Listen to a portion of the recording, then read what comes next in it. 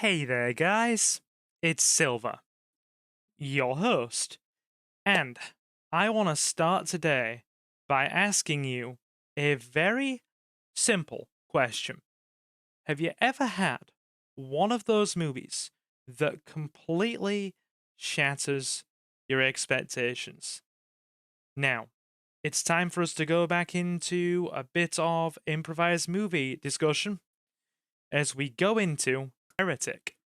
I first heard of the movie when I went to go and see another film at the cinema with my old man, and seeing that Hugh Grant was playing a main role in it, and the psychological horror vibes that the trailer gave off, I was instantly enticed into watching it and decided that I would check it out as soon as it got a cinema release.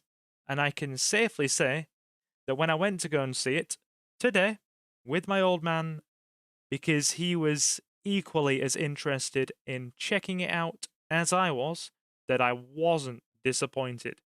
Easily one of my best watches this year. Now, the story focuses around Mormon missionaries from the Church of Jesus Christ of Latter day Saints, two of them, Sister Barnes and Sister Paxton, played by Sophie Thatcher and Chloe East. Both young women are eager to bring more followers to the fold, and Sister Paxton, not having a single baptism to her name, is especially eager to prove herself. Now, in true me fashion, I start these movie talks very loosely scripted and just roll with my thoughts and feelings from there.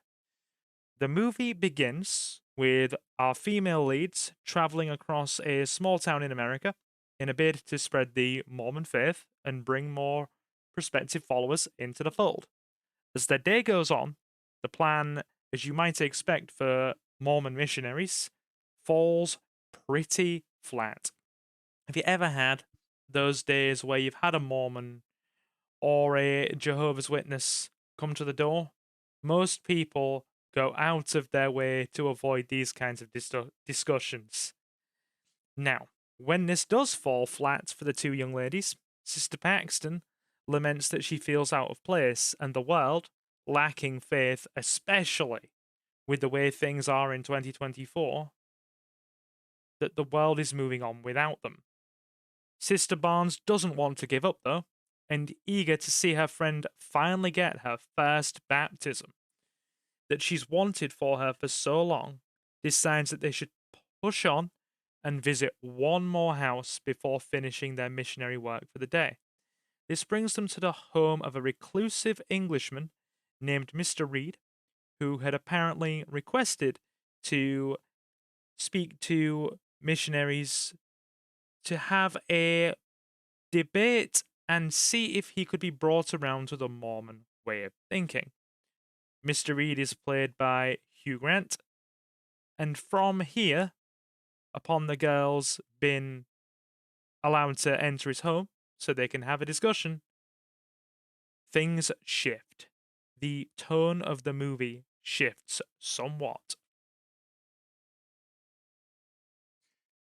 A lengthy discussion pertaining to several different strands of faith follows, which at times drips with a sense of tension, foreboding, and a good few awkward moments as the two missionaries are really made to question themselves and challenge their viewpoints. From here, as things progress, Mr. Reed's behavior starts to become somewhat assertive and, in some regards, even subtly antagonistic. This leaves our two young missionaries feeling somewhat uncomfortable, and this feeling grows and grows. Uneasy, Sister Barnes tries to fabricate a situation so the two can leave the house. Mr. Reed is, of course, happy to allow them to go as soon as he has a moment to call to his wife so she can wish them well. He then heads off to do that. The two young missionaries, however, wanting to get out now because their feeling of unease is growing, head for the door immediately. They try to get it open. And when they realize they can't, they head deeper into the house to ask the gentleman to let them out. He goes on to explain, Mr. Reed goes on to explain, that the door is on a timer for security reasons because he values his own well being and they can quite easily leave through the back door of the house. From here, an intense game of psychological terror begins to unfold as Mr. Reed subjects the two young women to an unquestionable degree of torment. He really begins to kind of subtly weave notions of freedom of choice and the world that they live in into their thought process and gets them asking some pretty hard questions. And why did this movie blow me away? It is those themes of choice that run throughout, intertwined with debates over the nature of human faith, religion over the centuries, and questions relating to so many belief systems across the world and their validity. Are the things we believe our own? Did we form our own belief systems, or are they just inherited? Are the choices we make in life truly our own, or are we just pushed into them by upbringing and circumstance? Do we even have any form of personal freedom and autonomy, or are we just thrust into choices by the lives that we live? This movie does a seriously good job of asking all manner of questions to us, the watchers, through our two Mormon missionaries, as they are seemingly trapped with no means of escape, and it becomes very apparent to them that Mr. Reed is far more dangerous than they initially believed.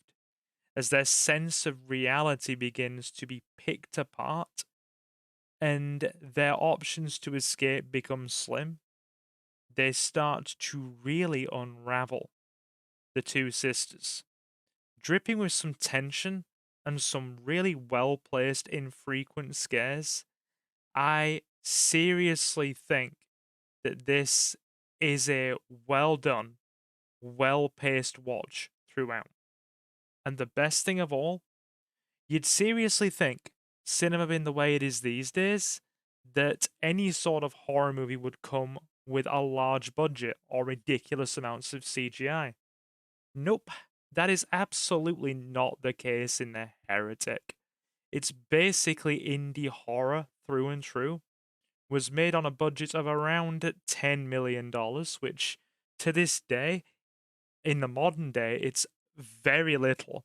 Indeed, this movie does so much with so little, and it makes you, the watcher, and our protagonists question everything, while also asking an all important question in light of the modern world that we live in, with social media, its impact upon us, the dwindling of religion, on what our own belief systems are.